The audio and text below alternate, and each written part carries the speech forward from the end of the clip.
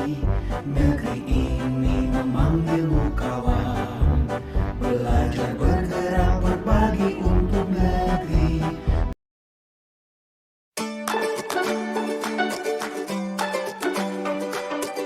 Selamat siang Pak Kapito. Ya, mohon maaf mengganggu waktunya sebentar. Ini terkait dengan program guru penggerak yang sedang saya jalani. Jadi memang dalam pelatihan guru penggerak ini banyak sekali materi yang saya dapatkan. Nah, materi-materi ini akan di-sharingkan dan juga akan diterapkan di sekolah ini, Pak. Nah, ada pun cara yang nanti akan saya lakukan untuk mensosialisasikan atau sharing materi ini dengan berkoordinasi dengan kepala sekolah, dengan kepala sekolah, kemudian dengan wakil kepala sekolah, kemudian dengan guru-guru urusan dan juga dengan dewan guru. Jadi nanti saya akan membuat program di mana program itu isinya adalah materi-materi yang sudah saya dapatkan di pelatihan guru penggerak ini. Materi itu terkait filosofis pendidikan Ki Hajar Dewantara, kemudian materi tentang budaya positif, pembelajaran berdiferensiasi dan sosial emosional, juga pengambilan keputusan sebagai pemimpin pembelajaran. Jadi nanti program-program itu akan saya sosialisasikan kepada guru-guru secara keseluruhan. Gitu Bapak. Ya. Mau dilanjut untuk yang lain Bu? Iya Pak. Mungkin ada yang perlu disampaikan ke saya. Iya. Barangkali ada rencana-rencana yang lain kaitannya dengan CGP ya, calon guru penggerak. Saya akan mencoba membuat program terkait materi-materi itu. Ya. Kemudian mudah-mudahan sebelum tahun ajaran baru ini sudah bisa saya sosialisasikan dan beberapa poin-poin utama itu sudah bisa dilaksanakan, terutama pembelajaran berdiferensiasi, di mana untuk kelas 7 ini nanti kita harus sudah bisa memahami kebutuhan siswa, kebutuhan siswa dari minat belajarnya maupun dari profil belajar. Ya, betul Bu. Kaitannya dengan CGP ini ternyata juga ada hubungannya dengan IKM Bu ya. Dengan IKM yaitu implementasi kurikulum merdeka. Dan saya sebagai kepala sekolah sudah mendaftar untuk ke depan, khususnya untuk kelas 7. Itu adalah saya memilih IKM untuk yang mandiri berubah. Nah, jadi jenengan juga perlu terancang itu, ya, khususnya jenengan sebagai calon guru penggerak. Ya. Jadi mungkin juga ada hubungannya dengan pembelajaran diferensiasi ya. Ya, berdiferensiasi dan sosial emosional. Iya. Ya. Di dalam IKM kan juga ada itu juga. Kan? Ya, betul. Ya. Jadi jenengan harus ada di depan ya, sebagai guru, calon guru penggerak harus ada di depan, sekaligus memberi contoh ke teman-teman untuk ada diferensiasi. Di dalamnya memang ada itu di IKM. Ya, mudah-mudahan nanti saya bisa bisa sharing dengan teman-teman bagaimana untuk menyusun RPP berdiferensiasi, juga bagaimana mengimplementasikan pembelajaran berdiferensiasi. Ya, jadi urutannya tidak hanya menyusun rencana pembelajarannya saja, tapi juga yang lain-lainnya. Semuanya ada kaitannya ya. Ya Pak, betul. Jadi ada analisa dan lain sebagainya.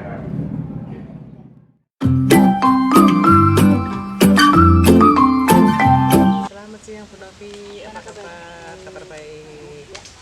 Mohon waktunya sebentar, Bu Ari, saya mau memaparkan tentang program bergerak. Oke, siap, monggo Bu Novi. Baik Bu Ari, terkait dengan materi dan pengetahuan yang saya peroleh di program guru penggerak ini akan saya terapkan di sekolah ini di SMP maupun di Nah, caranya saya akan mensosialisasikan materi dan pengetahuan ini kepada warga sekolah, terutama kepada kepala sekolah, kepada wakil kepala sekolah, kemudian kepada guru dan juga staf tata usaha. Saya akan mensosialisasikan terkait dengan program-program yang sudah saya susun, yaitu tentang filosofis pendidikan dan Pancasila, kemudian budaya positif, kemudian pembelajaran diferensiasi dan pembelajaran sosial emosional, coaching, dan juga pengambilan keputusan sebagai pemimpin pembelajaran. Nah, secara garis besarnya untuk filosofis pembelajaran ini memang terkait dengan guru. Di sini kita itu sebagai penuntun untuk siswa bisa menemukan kebahagiaan baik secara individu maupun ketika mereka menjadi masyarakat. Nah, bagaimana caranya? Guru ini menuntun sesuai dengan minat baca. Kita tidak bisa memaksakan apa yang menjadi target, apa yang menjadi keinginan, apa yang menjadi yang menjadi kemauannya guru untuk bisa dipaksakan dilakukan oleh siswa. Nah, caranya bagaimana? Caranya dengan kita mengetahui apa sih kebutuhan siswa, gitu ya.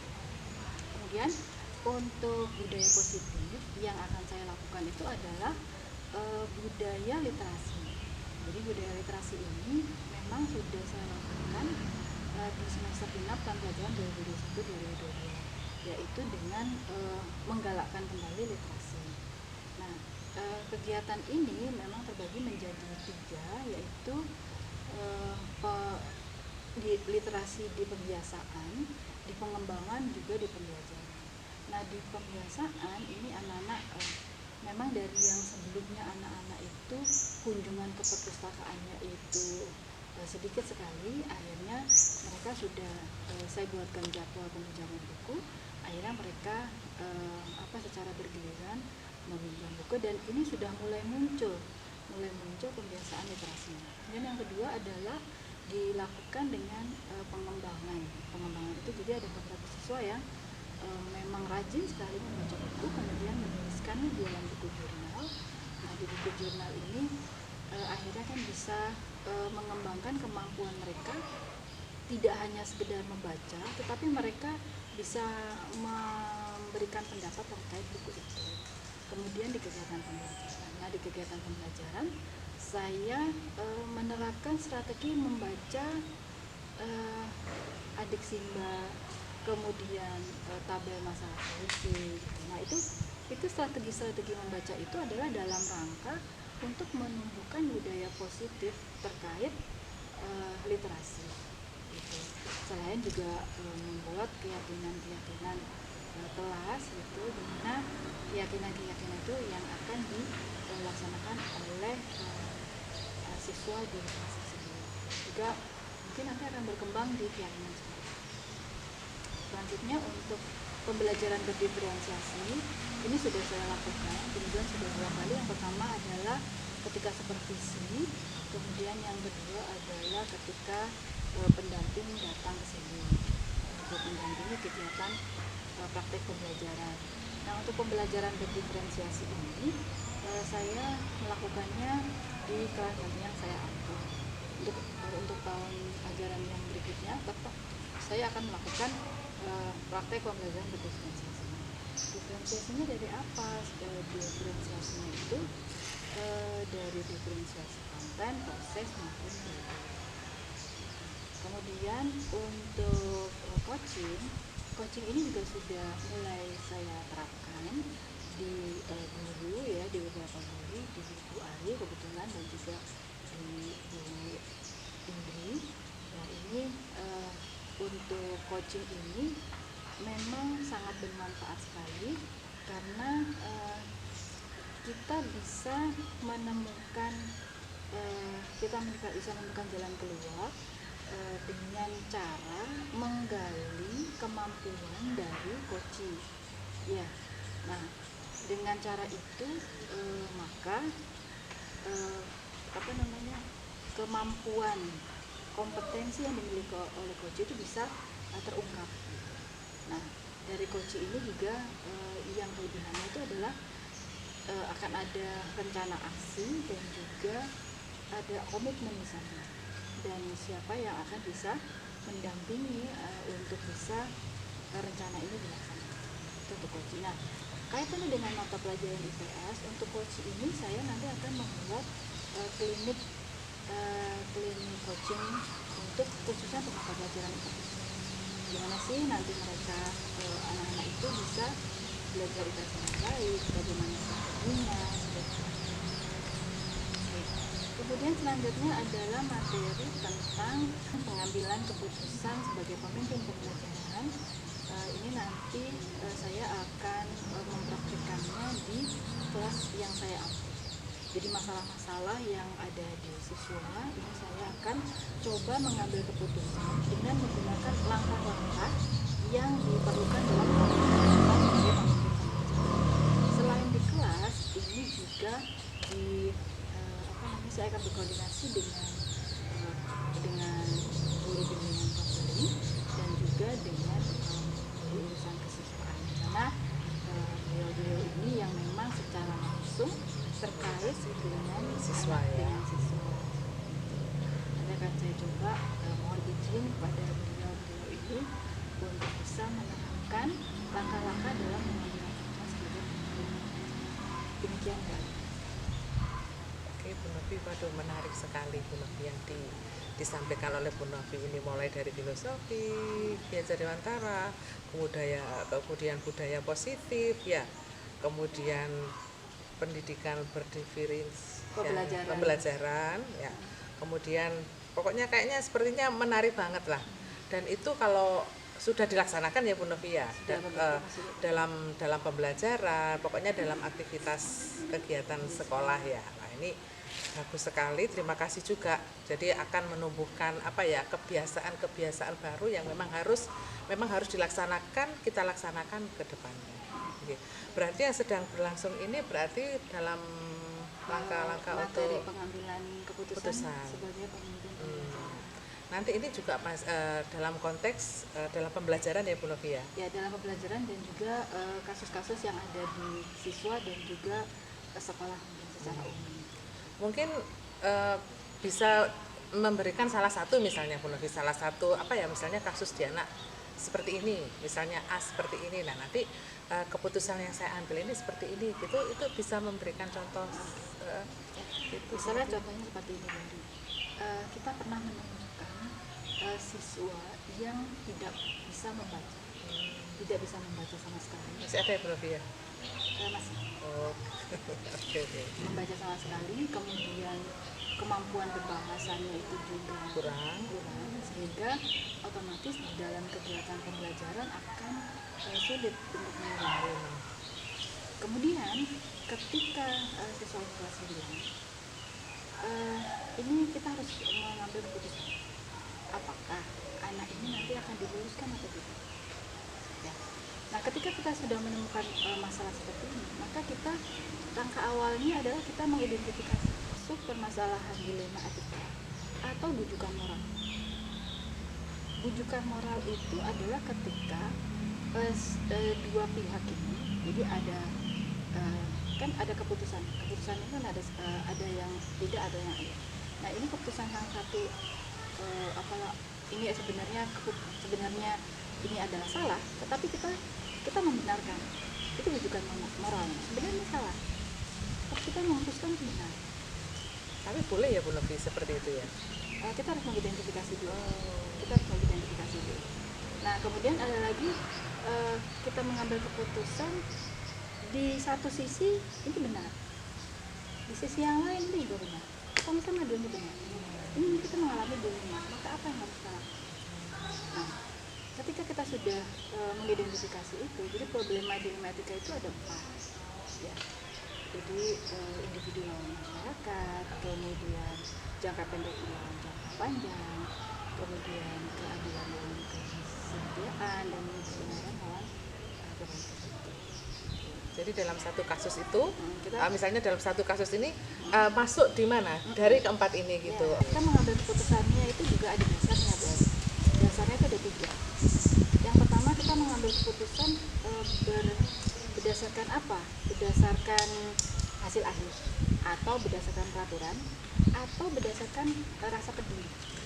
Nah, ketika kita memutuskan untuk anak ini lulus, maka yang kita ambil itu adalah keputusan berdasarkan apa? Kita peduli, keberadaannya. Kalau berdasarkan aturan anaknya nggak lulus, Iya, gitu kan? gitu. Nah, maka kita mengambil keputusan berdasarkan kita ada rasa peduli terhadap masa depan, bahwa anak ini masih memiliki masa depan yang panjang. Apabila kita memutuskan anak itu tidak lulus, maka kemungkinannya dia akan berhenti sekolah. Nah, setelah kita memutuskan, kemudian kita juga menguji keputusan yang sudah kita ambil itu dengan menggunakan 9 langkah. 9 langkah itu macam-macam, ada uji sisi, apakah kita melanggar aturan, Peraturan yang ada, peraturan-peraturan yang ada. apakah kita melanggar hukum. Terus ketika misalnya panutan kita itu berada dalam posisi yang sama, kira-kira panutan kita atau idola kita itu akan melakukan seperti yang kita lakukan atau tidak. Misalnya ada lagi uji komunikasi, misalnya ketika kasus ini muncul di masyarakat, muncul di publik, maka ketika kita melihat itu, kita merasa bagaimana? Apakah kita merasa bersalah? Apakah kita merasa tidak bersalah? Atau masyarakat malah juga akan mendukung? Nah, itu namanya uji komunikasi. Nah, itu jadi langkah. Ada lagi namanya opsi dilema. Opsi dilema itu maksud dari keputusan yang sudah kita ambil. Ini kita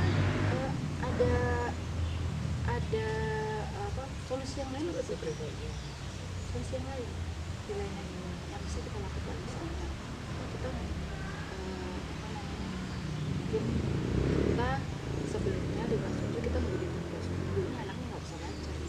Nah, apa yang dilakukan sekolah? Seharusnya sekolah itu mengadakan pendidikan inklusi.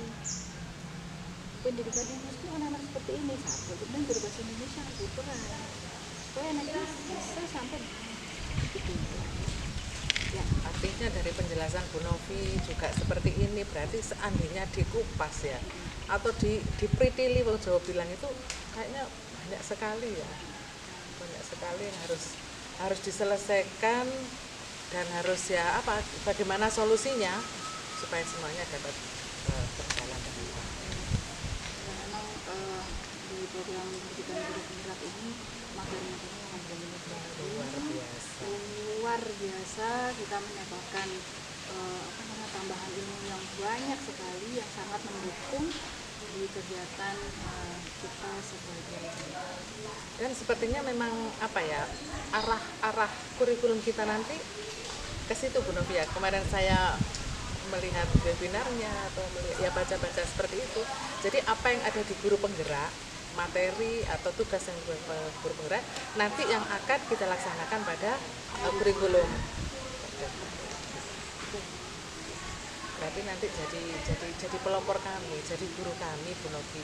Ya mudah-mudahan nanti teman-teman banyak yang ikut gitu. Jadi nanti semuanya Semoga deh. Iya, semuanya bisa melaksanakan dengan secara serentak gitu kan.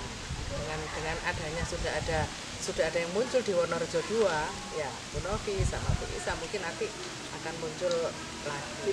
Nah, nanti semakin jaya nanti SMP 2 Ya. itu ya Bu Novi ya. Oke, terima kasih, juga pelajaran bagi saya loh Bu Novi seperti ini. Sukses selalu untuk Bu Novi. Terima kasih Mbak Ari. Sama-sama.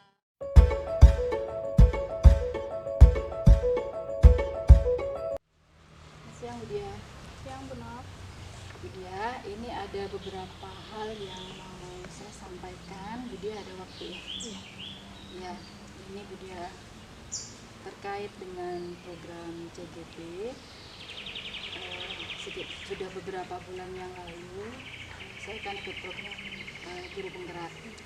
Materi dan pengetahuan yang saya dapat itu banyak sekali, dan semuanya itu terkait dengan kegiatan pembelajaran, kemudian terkait juga dengan kegiatan sekolah, dan terutama terkait dengan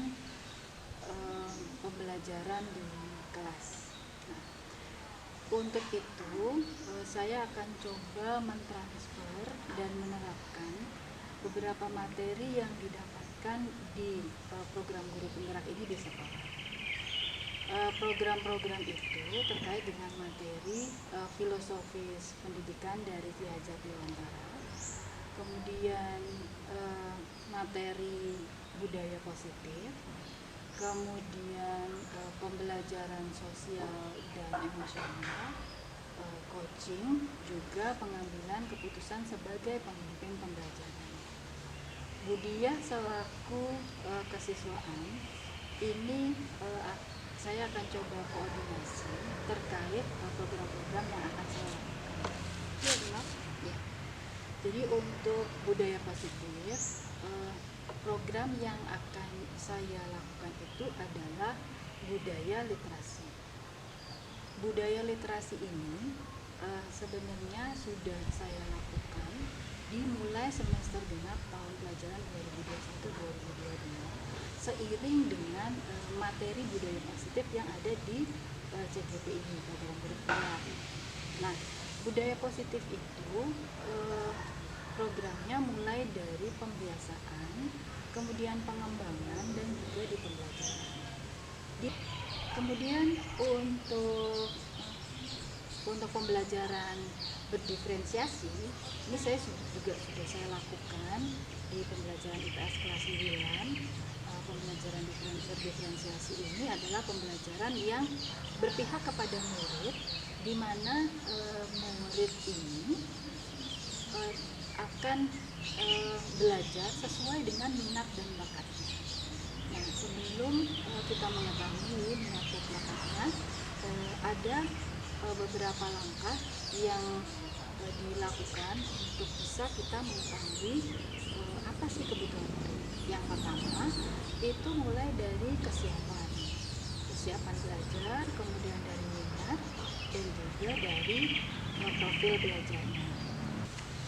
Jadi setelah kita mengetahui kebutuhan siswa dalam belajar, maka di kegiatan pembelajaran kita akan menetapkan menggunakan strategi pembelajaran berdiferensiasi yang apa. Apakah strategi diferensiasi konten, diferensiasi proses, atau diferensiasi produk.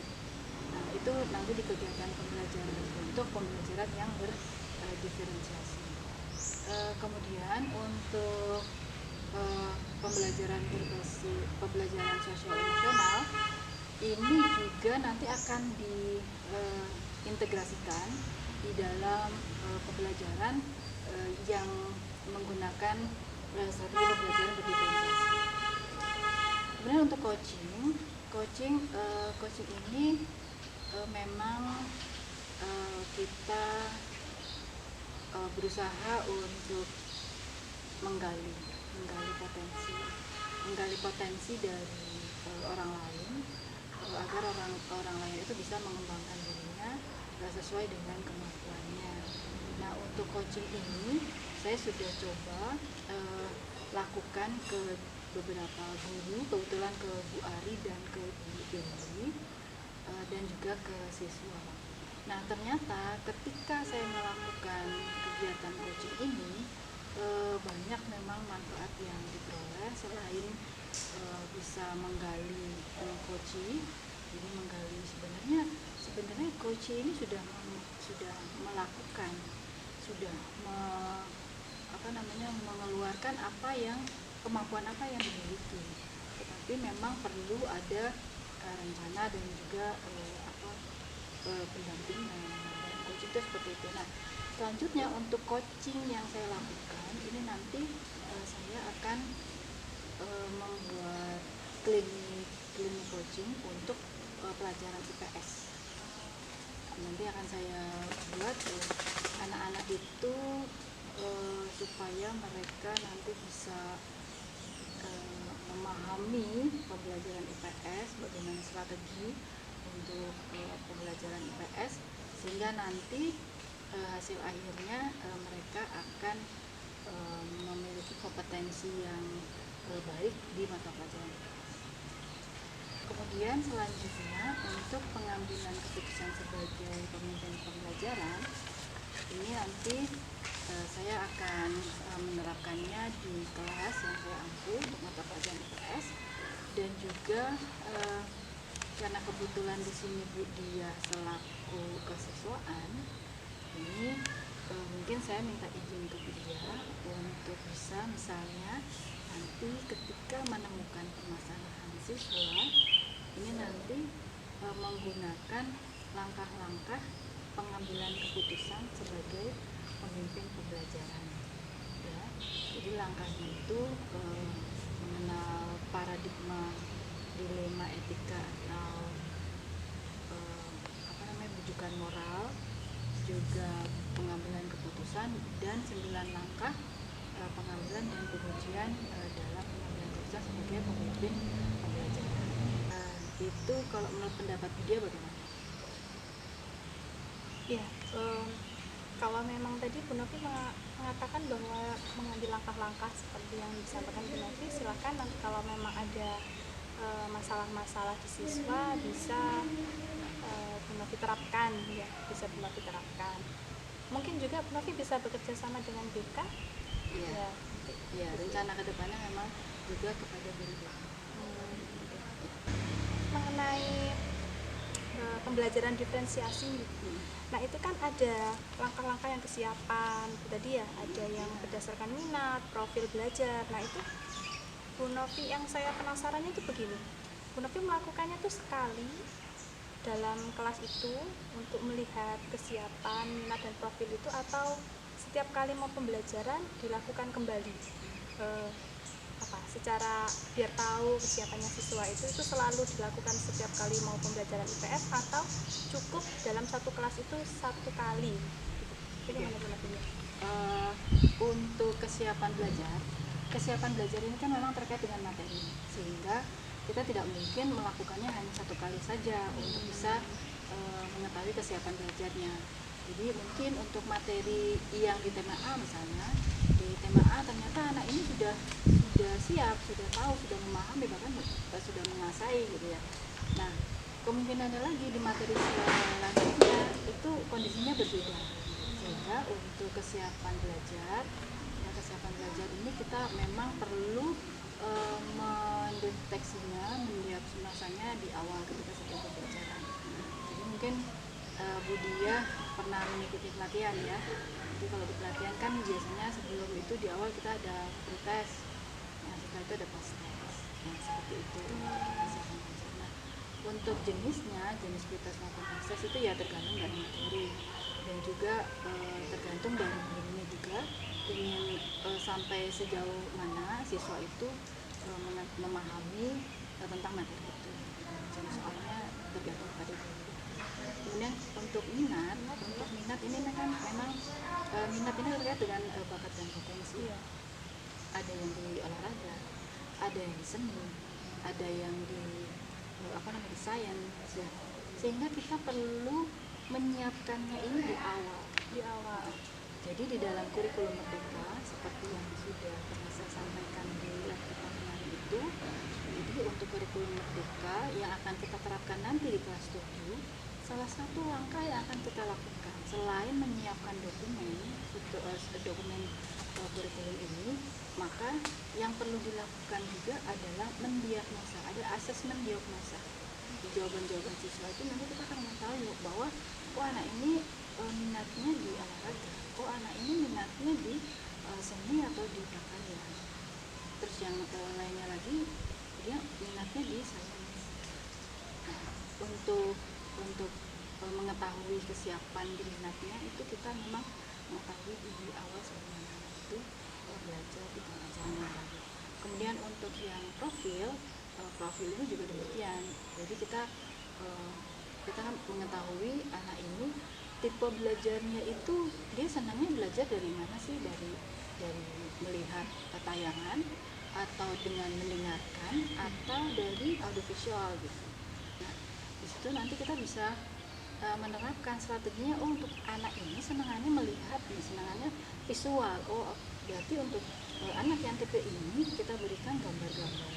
atau kita berikan tayangan video ataupun film-film ataupun yang lain yang memang bisa memudahkan anak ini untuk belajar memahami materi itu. Iya Bu Nov, berarti untuk yang minat dan bakat itu tadi lebih enak kalau di kelas 7 ya Bu Nov. Mulai kelas 7 itu sudah diberikan semacam angket gitu ya, masa awal itu. Masa awal. Iya. Kalau untuk teknik coachingnya sendiri itu nanti di luar dari jam pelajaran itu. Ya. Kalau untuk teknik coaching itu nanti di luar jam pelajaran. Di luar jam pelajaran. Ada suatu ruangan khusus gitu nanti akan dipakai gitu. Itu Bu Dia. Iya.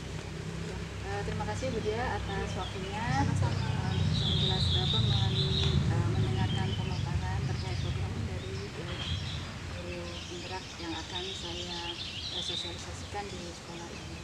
Terima kasih, semoga apa yang kita rencanakan bisa berjalan. Iya, terima kasih Bu Novi. Sama-sama.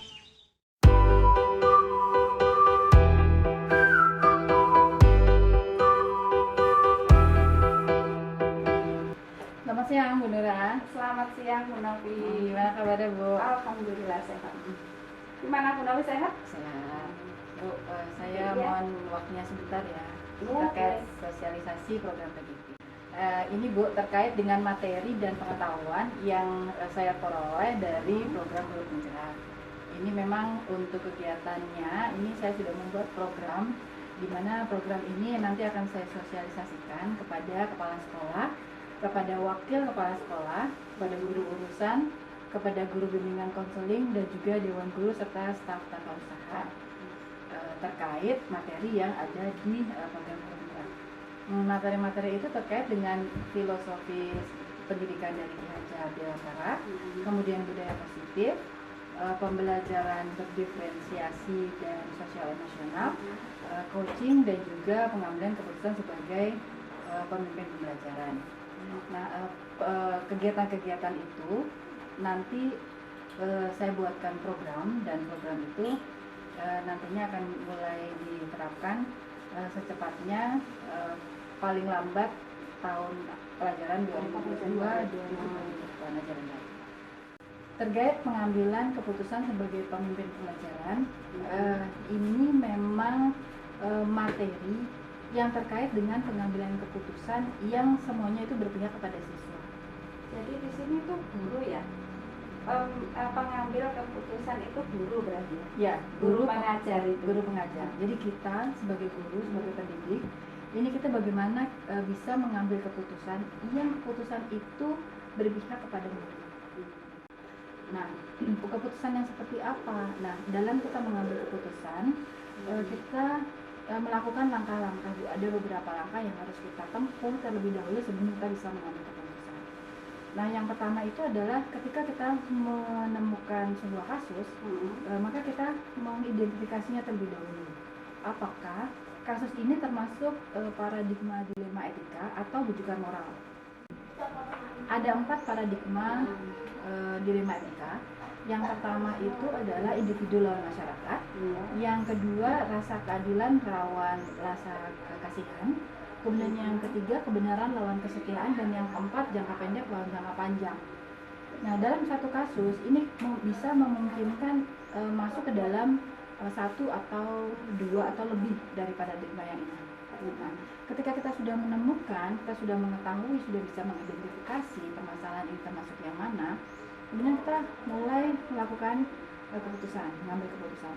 Nah, ketika mengambil keputusan ini, kita mengacu kepada 3 tiga aspek untuk pengambilan keputusan. Yang pertama, kita mengambil keputusan berbasis hasil akhir. Kita mengambil keputusan. Kita kepingin hasil akhirnya seperti apa nih? Kita mengambil keputusan seperti itu. Nah, kemudian yang kedua, mengambil keputusan berdasarkan peraturan. Yang ketiga adalah berdasarkan rasa peduli. Nah, kita sudah mengambil keputusannya. Kemudian keputusan ini kita uji lagi melalui 9 langkah pengujian pengambilan keputusan. Panjang ya Bu. Panjang. Nah, itu mungkin nanti bisa kita pelajari bersama. Cuma dalam hal ini saya mohon izin ke Bu Nura, karena Bu Nura ini terkait dengan siswa secara langsung, permasalahan siswa secara langsung, maka mungkin ketika Bu Nura menemukan permasalahan siswa bisa menggunakan langkah-langkah dalam pengambilan keputusan sebagai pembimbing pembelajaran. Selain saya juga menerapkannya di kegiatan pembelajaran di kelas yang saya ambil. Kan bagus menurut ya, karena di sini setiap guru kan kalau kita kan konseling pasti ya masalah siswa gini-gini. Nah ini kalau ada seperti ini bagus, jadi guru bisa menangani siswa. Kan biasanya kan langsung begitu, dengan begitu kan guru ngerti, oh harus begini. Mungkin dengan begini masalah akan lebih mudah teratasi ya. Aku salah gitu. Kalau di BK sendiri kan juga ada sendiri yang konseling dari konseling. Boleh, tidak apa-apa, ini pengetahuan baru untuk konseling. Baik, Boleh ditunggu itu ilmunya ya Bu Novi, mungkin bisa tambah ilmu lagi. Baik, terima kasih Bu Nura atas waktunya. Mudah-mudahan apa yang kita bicarakan ini ada hasil yang menunjukkan. Amin. Ya, terima kasih Bu Nura. Sama-sama.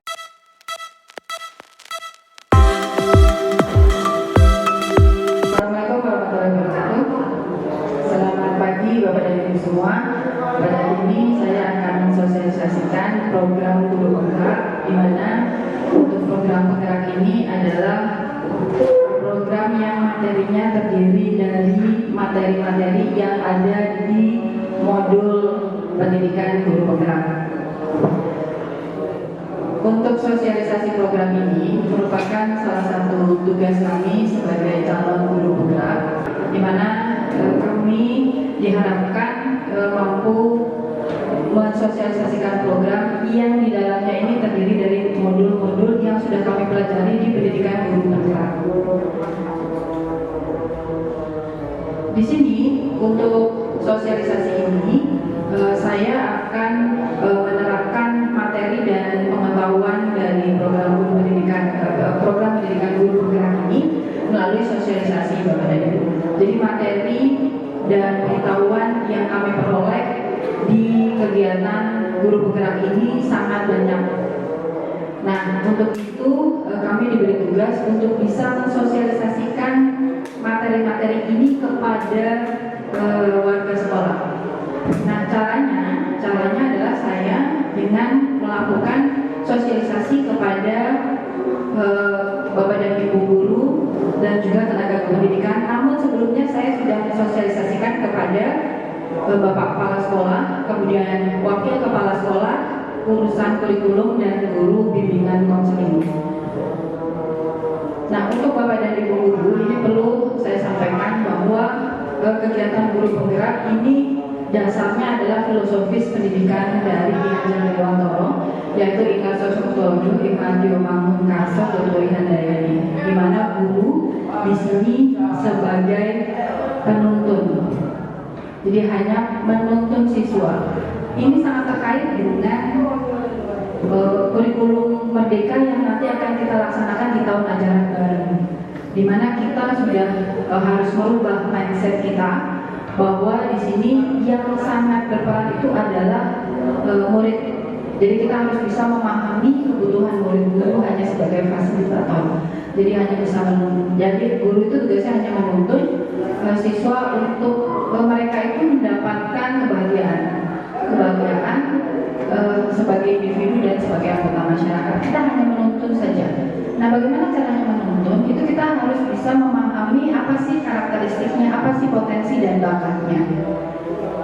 Nah, di sini menurut Ki Hajar Dewantoro juga untuk tujuan pendidikan ini, tujuan pendidikan itu adalah menuntun segala program yang ada pada anak-anak agar mereka dapat mencapai keselamatan dan kebahagiaan yang setinggi-tingginya baik sebagai manusia maupun sebagai anggota masyarakat. Ini adalah tugas guru kita nanti, Bapak dan Ibu. Jadi tidak hanya guru yang berperan, tetapi di sini murid yang kita harus penuhi kebutuhannya. Nah, di dalam kita memenuhi kebutuhan siswa ini, di dalam kegiatan pembelajaran ini sekarang mengacu kepada profil pelajar Pancasila. Ada 6 dimensi Bapak dan Ibu ya, seperti yang Bapak dan Ibu sudah ketahui. Untuk profil pelajar Pancasila, yang pertama adalah beriman dan bertakwa kepada Tuhan Yang Maha Esa. gotong royong, kreatif, bernalar kritis dan mandiri. Kemudian setelah itu adalah budaya positif. Jadi Bapak dan Ibu, untuk kegiatan pembelajaran kita mengacu kepada filosofis Ki-Hajar Dewantara seperti tadi sudah saya sampaikan. Kemudian selanjutnya adalah budaya positif. Bapak dan Ibu, untuk budaya positif ini yang saya lakukan di sekolah ini adalah budaya literasi.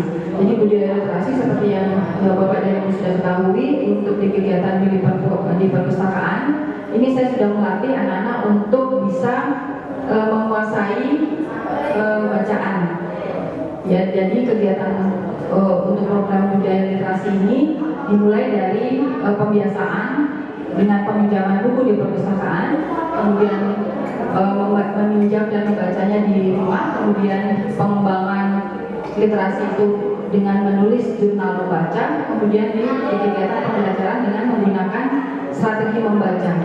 Ini nanti yang terus akan tetap saya laksanakan agar budaya literasi ini akan tetap dibawa oleh anak-anak, karena ini yang penting. Kemudian selain itu adalah menyusun keyakinan bersama dengan masing-masing kelas, keyakinan kelas atau keyakinan sekolah Bapak dan Ibu. Bagaimana sih caranya menyusun ini? Nanti mungkin Bapak dan Ibu di kelas 7 nanti Bapak dan Ibu bisa memulainya dengan membuat keyakinan bersama untuk di kelas 7A dan B. Jadi apa sih keyakinan kelas itu? Yaitu keyakinan yang memang mereka pahami dan mereka sepakati bersama. Misalnya ketika di kelas sudah tidak ada lagi yang mengobrol, kemudian masuk kelas tepat waktu, kemudian mengembalikan barang pada tempatnya. Jadi contohnya adalah seperti itu. Dengan membuat keyakinan kelas bersama, diharapkan ini akan terbentuk budaya-budaya positif, sehingga nanti mereka akan melaksanakannya secara bersama. Tidak ada lagi mereka melaksanakan aturan itu dengan terpaksa gitu ya. Kemudian ini contohnya Bapak dan Ibu, peraturan kelas di kelas 9C. Jadi misalnya ini dengan membuat seperti ini, mulai hari dengan selalu tepat waktu, yang pastikan membawa semua perlengkapan, bersikap baik, sopan dan menghargai semua orang, kemudian mendengarkan guru dan teman sekelas serta ikuti arahan. Ini adalah contoh aturan kelas keyakinan. Jadi nanti Bapak dan Ibu kalau seandainya memang berkenan, nanti di kelas 7 mungkin saya bisa mengarahkan, atau Bapak dan Ibu wali kelas nanti yang mengarahkan, seperti itu. Contohnya satu lagi untuk di kelas 9C, ini mengawalkan ajaran agama untuk kebaikan bersama, rasa aman dan adalah hak setiap orang. Ini kesepakatan ini yang nanti ditawarkan kepada anak-anak untuk mereka nanti mengikutinya atau mentaatinya. Gitu Bapak dan Ibu. Kemudian selanjutnya adalah diferensiasi. Jadi pembelajaran berdiferensiasi dan pembelajaran sosial emosional ini nanti akan saya terapkan lagi Bapak dan Ibu. Dan untuk Bapak dan Ibu yang mengajar di kelas 7 ini, Bapak dan Ibu sudah harus wajib melaksanakan pembelajaran dengan berdiferensiasi ini. Jadi pembelajaran berdiferensiasi ini ada 3 Bapak dan Ibu: diferensiasi konten, proses, dan produk. Ini dikatakan kegiatan pembelajarannya. Nah, apa sih diferensiasi konten ini? Jadi untuk konten adalah memberikan materi yang bervariasi berupa teks, suara, gambar maupun video sesuai dengan profil belajar siswa, baik itu auditori, visual atau kinestetik. Kemudian diferensiasi proses, di mana kita memberikan asesmen yang berbeda dengan kesiapan yang mengacu kepada kesiapan belajar siswa. Siswa yang sudah ini Bapak dan Ibu memberikan kategori sesuai dengan kemampuan siswa. Jadi siswa yang sudah yang belum mampu, kemudian mampu tapi belum mahir, dan mahir. Ini Bapak dan Ibu harus memberikan perlakuan yang berbeda, gitu. Ini nanti akan Bapak dan Ibu bisa pelajari. Kemudian diferensiasi produk. Nah, ketika di kegiatan pembelajaran ini siswa kita berikan tugas sesuai dengan profil atau minat belajarnya. Apakah siswa itu minat belajarnya di olahraga, kemudian di sains ataupun di seni, sehingga kita bisa memberikan tugas itu sesuai dengan kebutuhannya mereka, bakat dan potensinya mereka. Jadi tidak lagi guru memaksakan semua siswa mengerjakan tugas, tetapi tugas itu satu kemudian menyeluruh. entah itu siswa memiliki berbakat sains, bakat olahraga, tetapi tugasnya sama. Tidak lagi seperti itu Bapak dan Ibu untuk di pembelajaran berdiferensiasi. Kemudian pembelajaran sosial emosional. Jadi di kegiatan pembelajaran ini Bapak dan Ibu juga perlu mengintegrasikan pembelajaran sosial emosional. Jadi kita inputkan saja di dalamnya, misalnya dengan siswa itu bagaimana caranya dia bisa mengelola emosi. Nah itu nanti kegiatannya ada Bapak dan Ibu. Kemudian menetapkan dan mencapai tujuan positif. Jadi bagaimana mereka bisa mengelola diri, kemudian mereka bagaimana bisa bekerja sama dengan teman-teman dalam satu kelompok, kemudian bagaimana caranya mereka bisa menyelesaikan permasalahan dalam kelompok. Itu adalah contoh pembelajaran sosial emosional. Nah, untuk pembelajaran sosial emosional ini memang yang paling utama itu adalah mindfulness. Jadi di awal itu mereka harus bisa memiliki kesadaran penuh untuk mereka melaksanakan kegiatan pembelajaran. Itu nanti mungkin Bapak dan Ibu pernah melihat di kegiatan pembelajaran di awal itu anak-anak kita arahkan untuk mereka memejamkan mata, kemudian kita berikan masukan-masukan yang positif, kalimat-kalimat yang positif, yang tujuannya adalah untuk mereka bisa mencapai tujuan pembelajaran. Gitu. Mereka fokus untuk pembelajaran.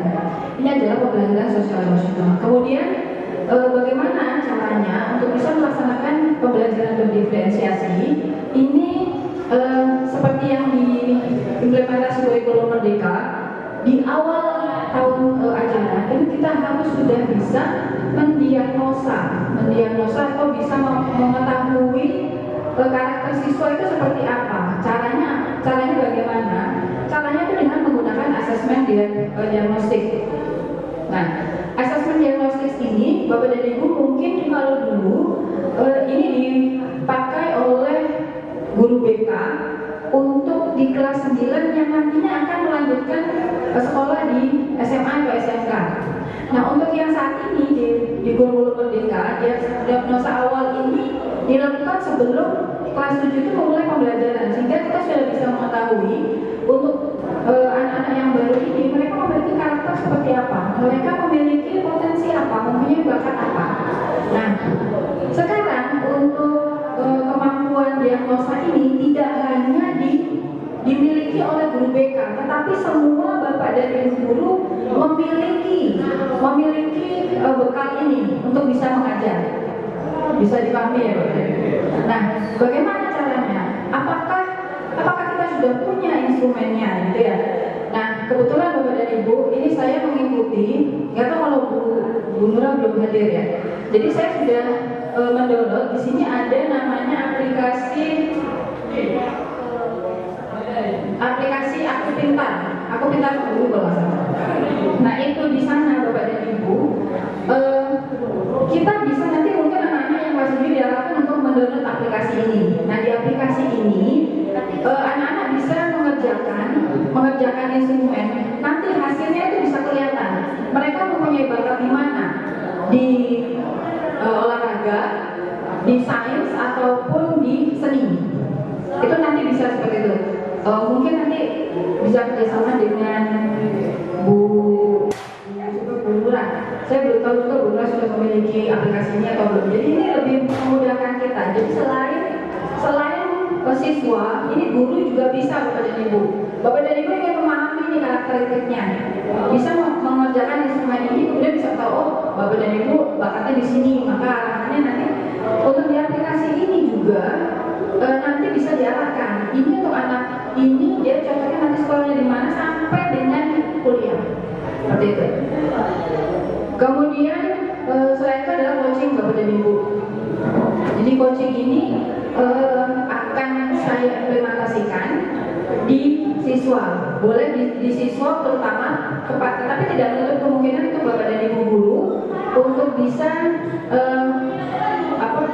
berkolaborasi dengan saya untuk kegiatan coaching ini. Yang sudah melaksanakan coaching ini dengan saya adalah Bu Ari dan Bu Indri. Ya, jadi di sini menggali Bapak dan Ibu menggali kemampuan yang dimiliki oleh coaching. Nah, untuk siswa ini nanti saya akan membuat coaching klinik untuk IPS. mungkin bisa nanti Bu Indri kita kolaborasi ya. Jadi untuk coaching IPS dalam artian bagaimana mereka bisa memahami pembelajaran IPS itu dengan baik. Itu nanti saya akan membuka coaching klinik itu untuk mata pelajaran IPS. Nah, untuk Bapak dan Ibu sebenarnya juga bisa. Jadi kita terbuka saja kepada anak-anak. Mudah-mudahan ini bisa terlaksana. Kemudian selanjutnya adalah materi tentang pengambilan keputusan sebagai pemimpin pembelajaran. Nah, Bapak dan Ibu, sebagai pemimpin pembelajaran ini kita harus bisa memutuskan. Kan kita setiap hari itu kan berhadapan dengan berbagai macam masalah ya Bapak dan Ibu ya, baik itu kepada siswa maupun permasalahan sekolah dalam lingkup yang luas. Nah, bagaimana caranya kita untuk bisa memutuskan dan keputusan itu sudah dianggap benar. Nah, Bapak dan Ibu selama ini apabila kita melakukan pengambilan keputusan, apakah sudah mengacu kepada beberapa hal sebagai bahan pertimbangan? Nah, di sini untuk pengambilan keputusan sebagai pemimpin pembelajaran yang akan dilaksanakan di sini, nanti khususnya untuk di pembelajaran saya dulu minimal di sini untuk bagaimana caranya mengambil keputusan itu ada beberapa langkah Bapak dan Ibu. Jadi ada 3 langkah di sini. Jadi langkah yang pertama, sebelum kita memutuskan mengambil keputusan, maka kita harus bisa mengetahui dulu bahwa permasalahan ini termasuk dilema etika atau tidak. Dilema etika itu dalam artian jadi ada 2 sisi. Ya, jadi 2 sisi itu yang sama-sama benar. Jadi ketika kita mengambil keputusan ini adalah benar, kemudian apabila kita tidak mengambil keputusan ini juga di pihak lain juga benar. Dan kita harus bisa mengambil atau menganalisanya dulu apakah termasuk dilema etika individu lawan masyarakat, rasa keadilan lawan rasa kasihan, kebenaran lawan kesetiaan jangka pendek atau lawan jangka panjang. Jadi kita memahami ini termasuk dilema etika individu lawan masyarakat misalnya, atau ini termasuk masalah jangka pendek lawan jangka panjang. Nah, setelah kita sudah memahami, sudah mengetahui ini termasuk paradigma dilema etika yang mana, maka kita bisa mengambil keputusan. Nah, keputusan ini kita harus mengajunya kepada 3 aspek. Jadi aspek yang pertama adalah berdasarkan hasil akhir, kedua berdasarkan peraturan, yang ketiga berdasarkan rasa peduli. Kemudian setelah kita sudah mengambil keputusan, maka keputusan itu kita harus uji lagi. Kita uji lagi dengan menggunakan 9 langkah pengujian pengambilan keputusan.